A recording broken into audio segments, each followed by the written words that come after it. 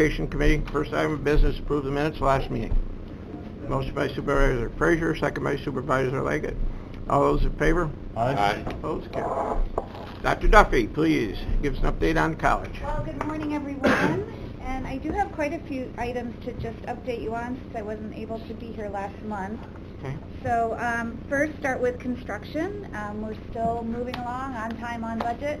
Right now, we're finishing up the renovation to the old science building. And I've been through it. The classrooms, the labs for the nursing program are just outstanding. So we expect to be able to begin moving our faculty and our science and nursing faculty into the new space really by May. So we'll have all summer to kind of get things in place and ready to hit the ground running in the fall. We just completed just about 2 punch list items and some bathroom renovations in Warren Hall. Opened up that parking lot, yay, so that we have a little bit better parking situation for our students and our employees. So that's completed. And then culinary, the work is continuing, and it appears that the major work in terms of the fit-up will be done by the end of April.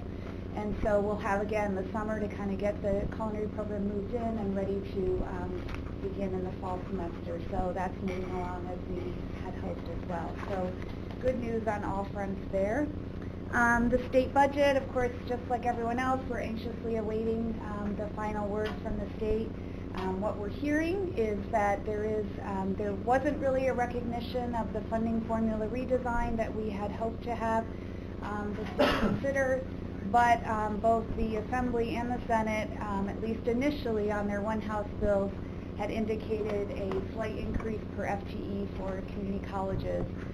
We're hoping that stays stable. If it doesn't, it'll be potentially about $300,000 to $400,000 loss for us already after cutting our budget in anticipation of what the amount might be. So the differences between what the legislature is saying right now and where it could end up is really going to depend, will influence our tuition rate increase. So it could either be lower or higher.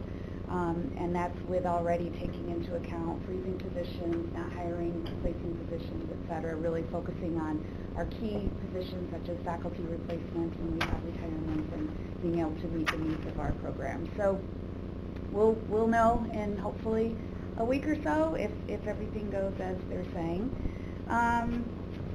Good news in enrollment for fall 18. We're tracking ahead of where we were last year in our applications and our accepted students. We have an open house in 2 weeks. We have almost 500 people already registered to come to open house, which is phenomenal. We are beginning our orientation programs, and of course there's a long way between now and the start of the semester, but the indicators are strong, so we're happy to see that. Strategic planning. I've been keeping you somewhat updated. I just want to share, this is a really quick handout. I'm not going to walk through every single thing in it, but we are at a point now we're about finalizing our strategic plan for the next 3 years. You may recall that a few of the leaders of this body attended a session back in the fall to just provide input.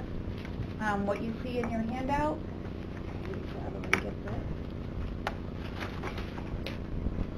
developed this strategic plan based on a lot of input from not only folks on campus, but as well as our community, including our governing bodies such as Warren and Washington County, as well as just some local community leaders, local business leaders. We gathered all that input to get to where we are today, which is really 6 key goals for the institution.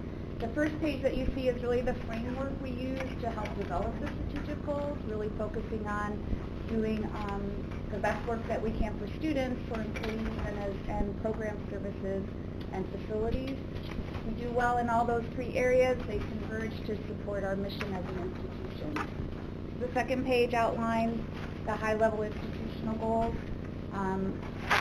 Ready and engaged learners. This really came from not only what we know about what we've accomplished over the past few years, but also continuing to look at ways we can support student success.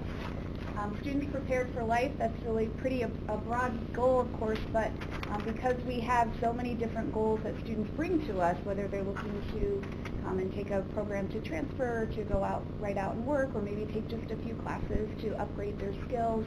We want to make sure that when our students leave, regardless of what their goals are, they're prepared for not only the first step, the next first step in their life, but really for their entire life, and really talking about ways that we can increase students' understanding of civic engagement and being good community leaders when they leave our institution. The third goal is about student success outcomes, and we've really spent the last 3 or 4 years establishing a stronger infrastructure to support student success. And by that I mean adding to our tutoring services, redesigning really the way in which we deliver, particularly our developmental ed courses, remedial is another word that people use, looking at ways to improve the success of those students. And so we really feel it's not just about improving student success outcomes. We want to be outstanding. We've established for ourselves a goal that we want to be leaders in the student success initiatives that we have at not only the state level but national. The next 2 goals are really about being relevant and effective in our services and programs, as well as maintaining modern technology and facilities as best we can. And then the final goal is really about how we continue to engage our employees, because if our employees are engaged in the work they're doing, their work will be even stronger for students. The next several pages just outline per goal how we're going to measure whether we're accomplishing those goals. We've established very concrete metrics to be monitoring on it, not only an annual basis, but on a triannual basis to see if we're making progress towards the measures that we think are important, whether those measures are determined internally as well as externally from our funders, particularly the federal and state government. So the first page is really all about students, and you'll see things like transfer and employment rates, the number of graduates, our fall-to-fall retention rates, how are we doing in terms of keeping our students engaged in their education, the rates of success for students placed in developmental math and English. The next page after that, page 4, is really about programs, services, and facilities. We're very focused on the adult learner, and I'm going to hand out in a second a new program that we're launching this fall. How we continue to improve what we call the yield. In other words, those students who apply to college, we're getting a lot of applications. We want to improve and convert those applications into enrolled students and continue to focus on that. Increasing our workforce training programs. We're developing or implementing some new software programs that will better help us to communicate between students and advisors and faculty in a more modern platform, and really getting students to where they are, which is on their phones most of the time. Also looking at other ways to increase what we call other sources of revenue. In other words, those sources of revenue that aren't coming from our statutory funders, such as the counties and the state, but recognizing that we really need to identify new sources of revenue to invest back into the college, both in our infrastructure and into our programs. And so we're making some strategic investments in things like an events coordinator. So as you know, we have a beautiful residence hall. When that residence hall was built, it was intended that we would also leverage that asset in the summer to be able to house, whether it's for conferences or meetings. We finally have the infrastructure that we think we can do that, and now with our new Northwest Bay Conference Center, part of the Workforce Center, we want to leverage that asset as well. So we're well on our way. Our events coordinator starts next week. She has great experience in terms of working in hotel sales, conventions, conferences, and we really think, given this region, and we can really also support some of the conversations that are happening in the tourism area, we have a great region to sell in the summer, and we can also provide an asset to be able to bring more people to our region. So that's just one example of an investment that we believe will also generate some revenue for the college that we can then use to invest back into the institution. We also want to allocate on an annual basis, as best we can, a percentage of our operating dollars to continue to maintain our facilities. As you know, and you're in the same boat, you kind of kick the can down the road for several years in terms of maintaining your facilities, and then 20 years later you have a building that requires so much maintenance that it becomes cost prohibitive. We'd like to, and typically when we cut our budget, we go to the 2 biggest areas, which is usually facilities and technology. After you do that for several years, it catches up to you. So we're creating a strategic goal that says we at least want to allocate 1% of our budget per year that's specifically going towards facility maintenance. And even just things simple as painting, as replacing furniture, we just haven't been able to do that, so we're committed to that. How we use our resources is important. How are we leveraging our classroom, not only the space, but also the time. We're investing in a new software platform. We'll actually be able to better analyze how we're scheduling classes to meet students' needs, in what classrooms, to what size. We do that all pretty manually now, and we think we have an opportunity.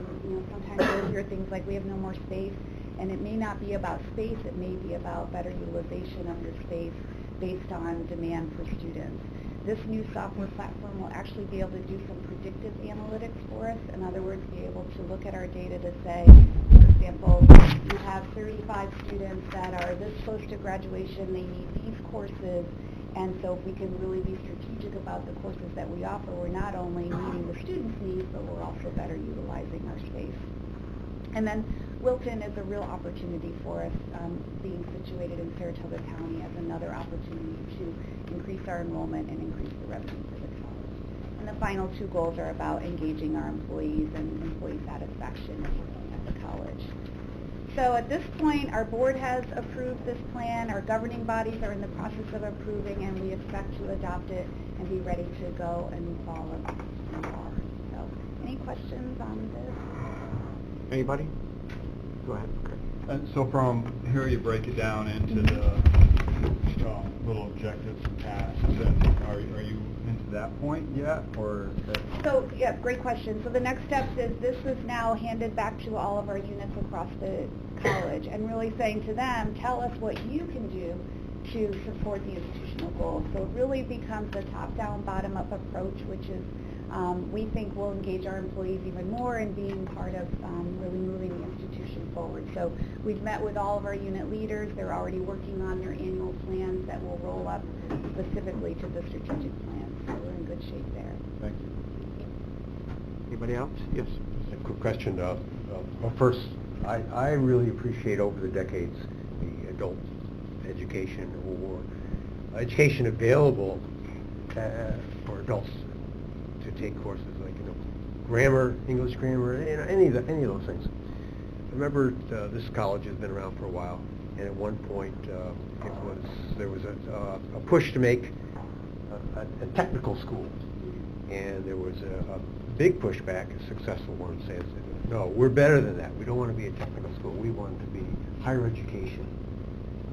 And yet we hear at the same time more and more now that our industries don't have the talent to fill their positions, and we need somehow, in this area, we need to train our kids so that they can fill these needed positions in our industries. Where is the college now in satisfying both of those groups? A great question. We've spent about the last 5 years really trying to move to being a comprehensive community college. You don't have to give up the liberal arts core general education in order to also prepare students directly into work. So we want to maintain that balance. That's a core value for us. But we have started to develop newer programs that are directly related to responding to our local industries. So, for example, we got all of our larger and smaller advanced manufacturing leaders in the room about 1.5 years ago to say, what can we do to help meet your needs? And through those courses of conversation, we developed a program called Mechatronics, which is really a combination of electrical and mechanical and automation and robotics to be able to create the technician positions that a lot of our advanced manufacturing companies need. That program's been developed. They've actually helped us develop the curriculum, and it's now at the state working its way through the governance process for it to be approved. So that's one example. The second thing I would say is our early college career academy programs. And part of the challenge we have is not necessarily not having the programs, it's having the people. And so increasing that pipeline has become a large priority for us. So we have 4 early college career academy programs, one in advanced manufacturing, one in IT network cybersecurity, one in business entrepreneurship, and one in new media. Particularly those 2 technical areas are really our our work towards helping to fill that pipeline. I can honestly say that it's probably one of the best programs that we've been able to work in partnership with K through 12 because students are being exposed to those career areas much earlier in their high school career. But it's still a work in progress. We get together with our K through 12, particularly our high school partners, all the time, and I can tell you probably the largest challenge that we have, not only at the K through 12 setting, but right into college is math. And so we've invested quite a bit of resources into improving math outcomes, both at the high school and at the college level. So those are just two examples, but you're absolutely right. We don't want to lose the fact that having a solid general education background is about educating students, and then how we layer on some of those training opportunities is something we've been developing over the past couple of years. Thank you. Go ahead, Supervisor Brewer. Thanks, Chairman. Just one thing where you were talking about utilizing Warren Hall over the summer. I think if you haven't already thought of this, that new person should touch base with the tourism department, because I know they're working on trying to get sports camps here. So that'd be an awesome opportunity. We have Young actually met athletes with her, and we Great. talked about especially the Adventure Travel Writers Association. I think that conference is next year. We've already been in touch with our adventure sports person to see how we can collaborate. So absolutely, yep, great. Any other questions for Dr. Duffy on this portion? I do have just a couple Right. more things, if Right. you don't mind. I'm also just handing out I only have a couple, so you can fight over them. But as we indicated earlier, our focus on adult learners, we've developed an accelerated business administration degree that we'll be launching this fall. A student, and this is particularly focused on those who may be working and are looking to maybe complete a degree they had already started or they haven't started, to maybe advance in their particular career area. They can complete an associate's degree in 16 months, going part-time meaning 2 days a week. There might even be employees here at Warren County that would be interested in being able to complete that degree program. We're very excited about this. This really follows a national model of how we can be a bit more responsive to the working adult who really can't commit to a full-time schedule, and also being able to plan their life. So you'll see on the back of that flyer that we actually lay out for the full program when the student will be coming, what they'll be taking, so that they can plan their life around 16 months. So if you have anyone that might be interested, please let us know, but we are actively recruiting for that program to begin this fall. And then, we always love swag at SUNY Adirondack, so if you don't know, our mascot is Eddie Rondak. So I'm leaving a few stickers if you'd like to pass them around. Hand them out to your children, your grandchildren, your neighbors, whomever you'd like. But we're really developing a lot of buzz around our mascot. And the final thing that you should be aware of, and you'll probably hear more about over the next couple of years, about every 10 years, and it's now reduced to 8, the college goes through a major self-study to be able to examine how we're doing internally as compared to the standards that are set by what's called the Middle State Commission on Higher Education. They're the body that accredits us so that we can award financial aid. If we don't have accreditation, we can't award financial aid, so it's a very critical piece for us. We are fully accredited, and we expect to remain that way, but this is the process we have to go through. So we're kicking off that self-study right now. It'll take about a year and a half to do all the work that's required of us, and the actual visit from the Middle States Accrediting Team will come in April of 2020. Seems like a long time from now, but the time is like fast, as you know. And so this engages really the entire campus community in a variety of ways, as well as our Board of Trustees, and we certainly will keep you updated throughout the process. Besides being reaccredited, though, it's a really good opportunity to step back as an institution and examine what we've accomplished and what we still need to work on in order to continue to meet the highest standards in higher education. So there will be a lot of work going on at the institution over the next 2 years to meet that requirement. And I think that's it for my updates, and the only other thing I wanted to offer is that I know we have a lot of newer supervisors this year, and as we begin to talk about our budget for next year and our conversations with you as one of our funders, if you're interested as a newer supervisor to spend a little time so we can maybe educate you a little bit on how community colleges are funded, and it's it can be a little complex sometimes, and it takes a while to really understand all of the nuances, and because we're funded in really 3 different ways, we're open to having you come and sit down with our budget folks to kind of walk you through that so that you feel more educated and informed. Not trying to prolong this, but do you have any reason, any idea why they're giving less funding for the community colleges? Well, if we knew that. I mean, honestly, from the state's perspective and from the legislature's perspective, they have increased per year our allocation per FTE. So in their minds, they are increasing their investment. But because, if you recall, there was a few years where we got no new money, so Right. they started to get behind. So where we might end up for next year, if it goes as planned, will finally be a little bit ahead of where we were in 2008.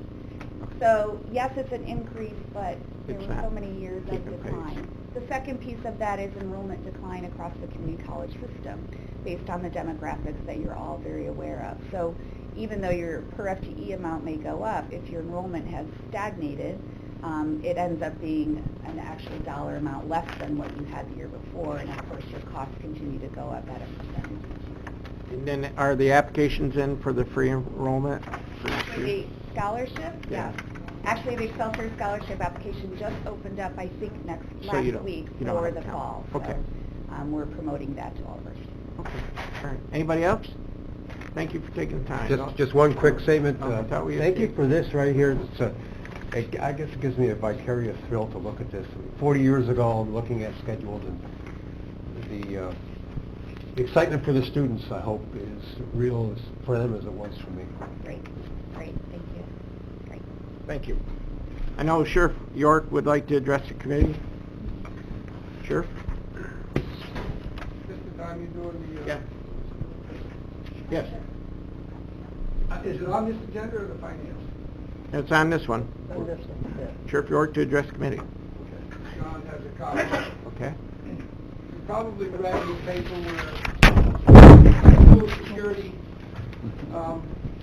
talk has been really accelerating. Hadley Luzerne School, the day after we had this meeting, the superintendent called me and said that their board has already acted. They want to expend the funds to put a school security officer in now. So we're looking for a contract for you guys to approve a resolution to accept monies from Luzerne School so we can put a part-time officer there. That's what this contract does. And I'll be glad to take any questions.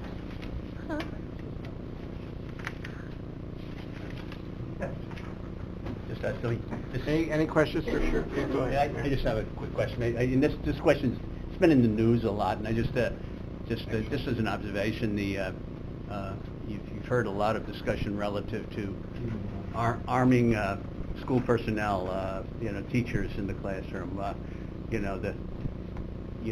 The perspective as it relates to that, as opposed to maybe a trained uniform police officer. Do you have a sense or a feel on that, or do you? My feel is that we had the same conversation. I had the same conversation with these folks right after Sandy Hook, and they weren't ready to put an armed security officer, police officer. I gave them this same offer. They didn't want to do that. But what resulted from that was the fact that we now have an office in every school in the county, and we mandate our patrol officers to stop by there. So they're seen there every day. They're used to the police officers being there. I don't think any of them want to put armed police officers or armed teachers yet. I didn't get that feel. So we think this is a better solution. We got an officer who's trained, who's been in law enforcement most of his career, and trained for these situations. So there are a number of other schools who are ready to go with it as well. There was a lot of feedback, and we wanted to do this. Thank you. Any other questions for Sheriff? Yes, Supervisor Bramer. Thanks, Chairman. I really appreciate that the contract is here. Thank you. That's why we did it. We knew you'd want to look at it. Great, I do. First I want to say, I do not agree with putting armed teachers in the school. I do want our children to be safe I feel uncomfortable putting more guns in schools, but I agree with you that at least the county sheriff would be trained, properly trained. And my question for the contract, aside from the policy issue, is does the $60,000 they're going to pay us, pay the sheriff, does that cover every bit of cost for sending that person there? Well, we've got to purchase weapons, so it didn't cover the weapons and some of the other materials. But this was the first school that got on board, so we figured we probably, Sean, we do have weapons to give to our people at this point in time, but that is an expense that we haven't covered at this point. We have the ability to absorb the cost for getting this district up and moving at one time. As other districts look to come on board, that may be something we look to pass that cost along to them. Yeah, I think, and I will vote in favor of this, but only because it's coming from the school district, that they're requesting this. I feel like that's their decision. Supervisor Molino. Great job, Judge. And, I've talked to a couple of teachers, especially lady, female teachers. A couple of them wouldn't mind me carrying guns if they had it. They were in the military, some of them. And I don't agree with that idea, but there are some people out there willing to do it. My belief is fully, if this program goes and somebody knows that there might be an armed officer in there, don't have to tell them what time it is, don't have to tell them where it is, but it puts it in people's heads that there could be somebody in the school. Supervisor Lowe. Yes, thank you, Mr. Chairman. I agree with Supervisor Bramer as far as the aspect of supporting Hadley Luzerne. I just want to express my discomfort with our situation in society. Having armed guards makes me uncomfortable. I'm glad we do not. I don't think there are armed guards in social services and at the entrance by the motor vehicles entrance. And it's just a step down a road that I'm just uncomfortable with. This whole this issue in society that we're dealing with right now makes me feel uneasy because it's something that we're going to have increasingly more and more, and we should be looking for ways to go the other direction. Thank you. Thank you. Supervisor Driscoll. Is the issue of training and technical assistance for administrators and faculty a different issue, or is that incorporated into this contract or agreement? Any of the districts, any municipality, we will provide the training for them. We've provided to Hadley Luzerne School District, we've provided to numerous businesses, faith-based organizations. We've already been scheduled to go to Lake George next month. We're scheduled for North Warren in September. So if there's any entity whatsoever that wants to take advantage of it, provide it at no cost. And that's an ongoing kind of process? Correct. Okay, thanks. Any other discussions? Anybody? Audience? Anybody? What's the pleasure to move this to the Finance Committee, approve it, and move it to Finance? And can we just make it one time, or do you want to, every time they want to do a resource officer, bring it back to committee, or should we just make it generic? So any school district wants to file the contract, we can do it one time. What's the pleasure of the board? I'm asking. Go ahead. What's precedent?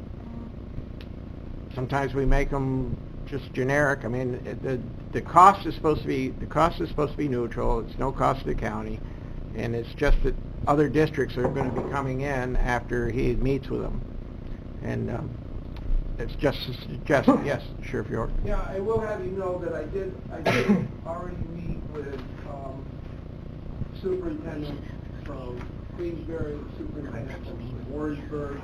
We had a meeting last week, Madam Sheriff. We're certainly interested in it.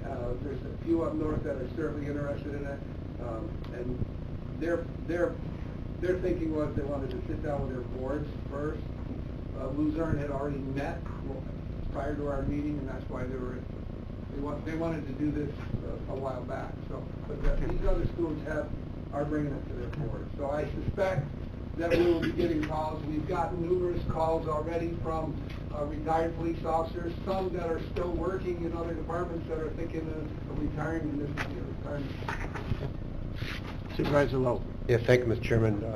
My feeling is, building on what I said earlier, I would not want to give them, there's no reflection on the sheriff department, but the concept of a blank check, so this That's could- fine. We can could just move bring it forward, back and to- people would say, Yeah, I'm how okay did we with ever that. get to this point? And we say, well, the county, we gave it to them. Supervisor Bramer, did you have a People are question? killing people. People are killing students, that's how we got to this point. Supervisor Bramer, did you have a question? I agree with Supervisor Lowe. Okay, what's the committee want to do? Blanket or just bring them back each time? I think we tend to approve contracts on a regular basis on things. I guess the question is, does it come before personnel or on to finance? I'll have to defer to the county attorney on this one. It should go to finance. This has got to go to finance after we approve it anyway. So this is just a contract for having, I would like to do somebody it, want to renew, make a address motion? each time. I'll go to their committee. It should actually go through the sheriff's committee. It's just that this came up at this meeting, so that's why we put it on. Okay, this but agenda. we'll pass it on to finance. So we have a motion by... I'd like to make a motion that We we have a address second. this Yep, question each second time. by Supervisor Merlino. Sheriff, did you have a comment? Yeah, I just wanted to let everyone know that I did bring this before the chair of our committee, Craig Leggett, and he approved this. Okay, so we have a motion, we have a second by committee. Any discussion? Just want to be clear, the future contracts will go through the sheriff's office. Yeah, Committee. no, they'll come I'm through sorry, committee. committee, Yeah, yeah. any positions. Okay. We have What a motion, committee we have a will- second. What committee will it go through? Criminal justice. Criminal justice. Okay. Yeah. We have a motion and a second. All those in favor, show of hands. Opposed? Carried. Thank you. All right, we'll move on to next. Now, privileged floor. Does anybody have anything to question about the agenda before we get going? No? Okay, we're going to move on. You have your tracking of vacancies filled. Has everybody had a chance to look at it? Any questions on that report? Okay, we have a 3B is a request to amend Resolution 129 of 2018 to correct the title and effective date listed for reduction of hours of Office of Aging Meal Site Cook number 9. This was run through committee, correct? We have a motion by Edna. Supervisor Frazier, do we have a second? Second by Supervisor Bramer. Discussion. All those in favor, show of hands. Aye. Opposed? Carried. 4A, request to amend table organization and salary schedule to create a new position of crime victims specialist part-time, grade 14, annual salary of $27,940, effective April 3rd. There's a letter in your thing, a motion by Supervisor Leggett. Do we have a second? Supervisor Lowe. Discussion. All those in favor signify by saying aye. Aye. Opposed? Carried. 4B, request to amend table organization salary schedule, increase salary of district attorney from $183,400 to $197,600, and we all know the reason why. So we have a motion to increase the salary by Supervisor Loeb, second by Supervisor Leggett. Any discussion? Will he be bringing chocolate to all his staff with all this extra money? Well, he could bring a coffee cake every now and then. Not to us, to his staff. Always have to have chocolate there. Any other discussion? All those in favor? Aye. Opposed? Carried. Okay, 5A. Request to amend table organization salary schedule, create position of junior planner. And then again, this salary was $37,835, was explained in committee. Any questions? Motion by Supervisor Bramer, second by Supervisor Molino. Any other discussion? All those in favor? Aye. Opposed? Carried. 5B, request to amend table organization salary schedule, change construction cost coordinator position full-time to part-time. Again, Marty Fitzgerald, I believe, is retiring, and they're going to cut his hours to part-time. Any discussions? Motion by Supervisor Bramer, second by Supervisor Loeb. Any discussion? All those in favor? Aye. Opposed? Carried. 6A. Oh, the employee amount, I've kind of deferred this to the new county administrator, and we'll discuss that in the May meeting, promise. Review salary and compensation position for the Department of Superintendent of Public Works. I believe, is the information included in the agenda? No? We'll need to get that, Jackie, do you want to discuss that a little bit? You feel? I just provided a survey. Yeah, did everybody get the survey? I don't recall seeing it. No, we'll have to get the survey out. It's convoluted. This is a salary discussion.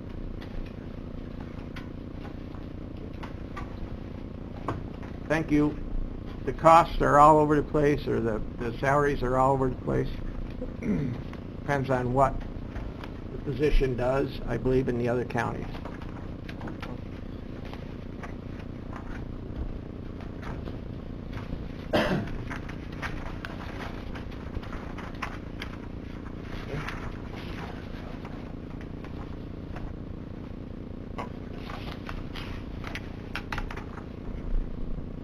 The current position pays $109,000.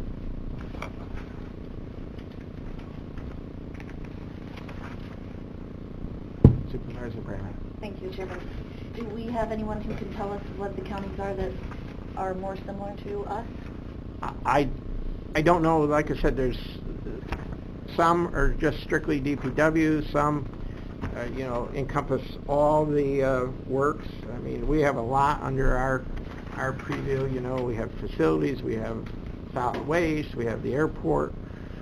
There's a lot under our position. I would think a little bit lesser salary than 109, maybe 105 range to start would be comparable. But no, I can't tell you that. Supervisor Wilcox. I'm curious about that aspect because we just hired 2 commissioners for departments. We started them at 95. Right, and it seems to be there should be some consistency. They're all busy departments, and Right. I don't This see department why has one a would- few more employees and a little bit more areas to cover. And DSS? I'm not sure about DSS, but, diversity, so. Supervisor McGowan, you had a question? Yes, it says here, like the department budget, so if we, look at the comparisons of our department budget over, those salaries, might narrow it down a little. I know we have a motion to approve somebody in April. Would you like to get back together? How about the week of April 9th? We have a special meeting to nail this down before the board meeting. Would that suffice? And then you can direct your questions to, maybe Jackie can get some more information. Is that preferable? We don't need to set the salary today. I think that's a good idea. Why don't we set a meeting for the Thursday of April 9th? Would that be fine at 10 o'clock to just discuss this? April 9th, Thursday? The week of April 9th. Oh, okay. Yeah, Okay. that'd be, Would that be fine? yes, I think. Okay. All right. Next, item 7 to be discussed by the county attorney. We had a request to just look at the ethics board and possibly replace some of the members on it.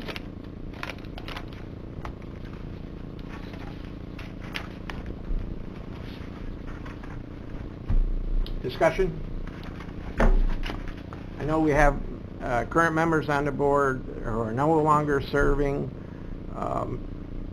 and I do believe we need to replace a couple of members of the board. Some have moved out of town, some are no longer in the governmental positions.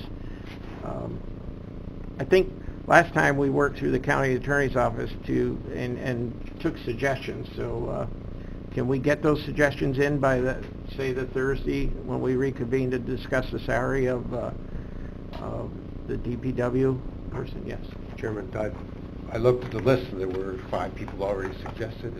Were those suggestions or were those the people that those are the ones No, those are current people, and some have left office, so that's why. So if you have any questions on it, I would defer them to the county attorney, but try to bring back some suggestions by that Thursday. Would that work for everybody? Yeah. Okay. Okay, pending items, personnel, at the March 16th meeting, Board of Supervisors, we pulled a request for county attorney to create a position of county intern. I guess, it's my understanding, Mary, we have nothing to discuss on this, and, we're gonna take that off pending items. That position, that will not be filled. Everybody all right with taking that off? Okay. Vacancies approved, they're on the back of your agenda. Those are all approved by committee, it's for your information only. Does anybody have any questions about any of those positions? Does anybody from the audience have any questions of the committee? Anybody? Any supervisors? Any members of the audience? Yes? Who was our first assistant county attorney? I saw her the other day, but I didn't really get to... Amy Levine. Amy Levine. Yeah. She attended her first LDC meeting. So, Amy Levine. Any other questions to the committee? Do we adjourn or we just... We adjourn. So, motion by Supervisor Brammer, second by Supervisor Loeb. No comment, Supervisor Loeb? Okay. All those in favor? Aye. Aye. All right, thank you. Thank you, everybody.